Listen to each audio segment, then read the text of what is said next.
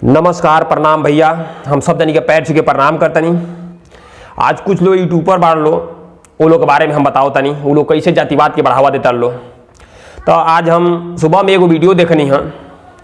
वो वीडियो में खेसारी लाल पवन भैया के बोलने बाना कि पवन भैया हमारे लिए बुजुर्ग है, हमारे भैया समान है, हमारे ये हैं। तो वहीं पे ये वीडियो यूट्यूबर बनौले रहना है। वो यूट्यूबर के कहा नाम बा कि खेसारी पवन को कैसे बुढ़ा बोल दिया, पवन सिंह का बाल अभी ऐसे है वैसे है। तो मैं उस यूट्यूबर से बता रहा हूँ, अबे चूतिए, ये पहले ध्यान से देख लो। पहले अगर भोजपुरी समाज से हो तुम तो पहले जाके पता लगा लो, हमारे भोजपुरी समाज में जो अपने से बड़े लोग रहते हैं उनके बुजुर्ग यानी भैया समान ही कहा जाता है।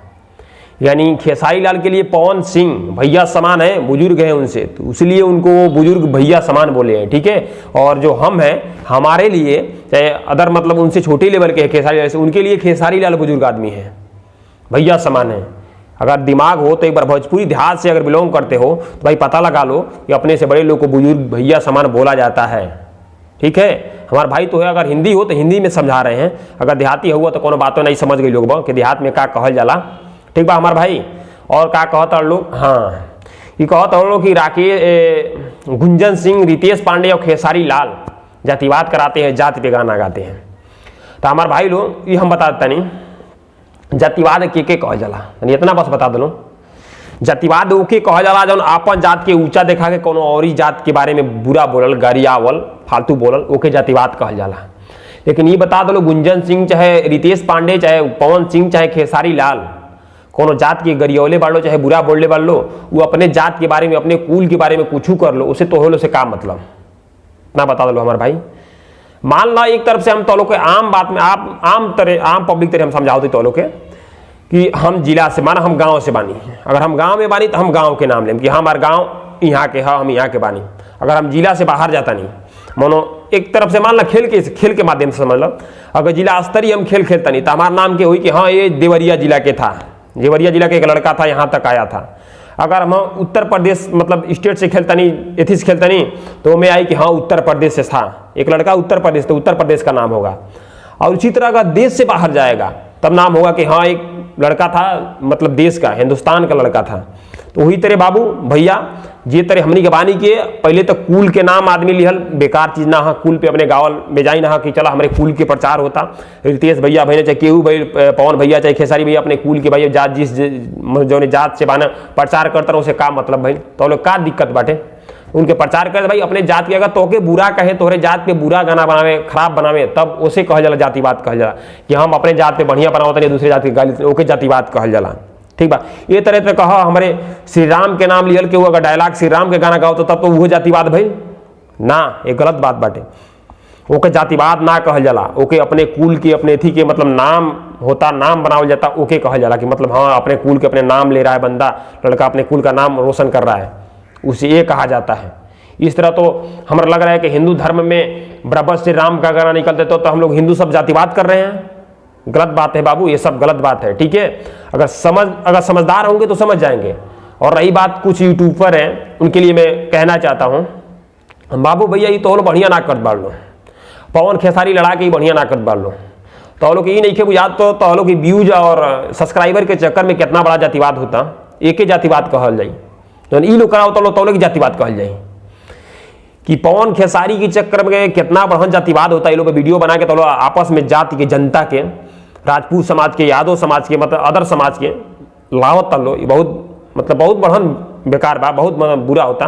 पहले तो रहा हिंदू समाज और मुस्लिम समाज, लेकिन अब देखत हई तो ब्राह्मण समाज और चमार समाज एक में उलझल बा, यादव राजपूत एक में उलझल बा। ये तरह क्या होता है, क्या चलत मर्दे हमारे कुछ समझ नहीं आता। सब जातिवाद कराए वाला यूट्यूबर से चेतावनी बा कि बाबू भैया समझ जा लो, और जेकर फैन बना लो वही की वीडियो बनाओ लो। अगर तो लोग नहीं के औरी बनावे के मन करे तो मत बनाओ लो, ना प्रमोट कर लो। लेकिन जेकर फैन बाढ़ लो, अगर खेसारी भैया के फैन बाढ़ लो तो उनका बनाओ लो, और अगर पवन भैया के फैन बाढ़ लो तो पवन भैया बनाओ लो, रितेश पांडे जी के फैन बाढ़ लो तो उनका बनाओ लो, गुंजन सिंह भैया के फैन बाढ़ लो तो उनका बनाओ लो, ठीक बा। लेकिन कोनो खेसारी के चमचा चाहे पवन के चमचा चाहे मतलब ये तरह के वीडियो मत बनाओ लो। हम ये कहम 2-4 जनी 3 जनी यूट्यूबर के हम देखले बानी, हाईलाइटेड 3 जनी यूट्यूबर बाड़ लो, मतलब ये तरह के वीडियो बहुत तगड़ा बनाओ तर लो। पब्लिक से कहे वाला बानी हमार भाई लो, जितना जनी अगर हमारे वीडियो ही देखा तार लो, एक बार शेयर जरूर मार देम लो कि उन लोगों के पास वो लोगों के पास ये वीडियो हमारा जरूर पहुंच जाओ, ताकि वो लोग के समझ में आ जाओ कि हम क्या कहल चाहतनी। एक बार हमारे भाई बस एक बात कहम कि बस शेयर तनी मार दे हम लोग, एगो शेयर बस मार देने, अगर कौन माध्यम से उन लोगों के पास ये वीडियो पहुंच जाए तो समझ जाओ तनी कि जातिवाद के मतलब का होला। वो लोग तो अपने पैसा व्यूज और ये सब्सक्राइबर के चक्कर में हुई लो, लेकिन ये देहात में नगर में घूम के नहीं खल देखत कि का होता, समाज में समय का चलता, जातिवाद चलता, हर एक दूसरा समाज एक दूसरा देख के जलता, हर एक दूसरा समाज एक दूसरा देख के जलता। सोचे तो का कह देती हम हमारे भाई लोग।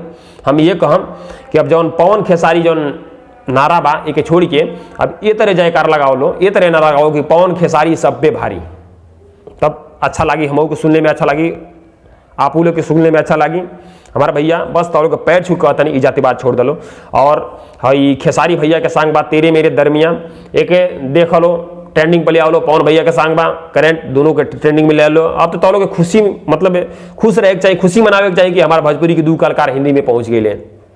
का बात बा का एकदम तालका मच गई, दोनों कलाकार हिंदी में पहुंच गए। तो आप लोग सब लोग मिलके हमारे दोनों भैया लोग खेसारी भैया और पवन भैया को सपोर्ट कीजिए और आगे बढ़ाइए। और इसी तरह नए कलाकार जो आ रहे हैं तो उनको भी सपोर्ट कीजिए और आगे बढ़ाइए। जो रितेश पांडे हुए और मतलब और नए कलाकार सब बढ़ रहे हैं उनको भी सपोर्ट कीजिए और आगे बढ़ाइए। अगर इस तरह जातिवाद करेंगे भाई, किसी समाज से अगर कोई भी लड़का आगे बढ़ना चाहेगा बढ़ नहीं पाएगा। कोई समाज के मानिए अगर किसी और समाज का लड़का होगा, किसी और समाज में अगर थोड़ा जाएगा तो उसका आगे नहीं बढ़ पाएगा भाई। तो हम सोच रहे हैं जातिवाद वतिवाद बंद कर दीजिए। ऐसे सब यूट्यूबर जितने चूतिए यूट्यूबर हैं, बस चूतिए यूट्यूबर के लिए बोल रहा हूँ, जो लड़ाई झगड़ा ये करा रहे हैं उनके लिए भैया प्रणाम तो के कहता नहीं, पैर छू के सुधर जा। 2-3 जनी यूट्यूबर बाल लो, सुधर जाई लो और बढ़िया बढ़िया तनी अच्छा वीडियो बनाई लो। जेकर प्रमोट करता लोग वही के प्रमोट कर लो, लेकिन जातिवाद के नारा ना कि पवन चूतिया चाहे खेसारी चूतिया ये तरह के वीडियो ना बनाई लो। बस इतने का नाम बा। जय श्री राम, हर हर महादेव।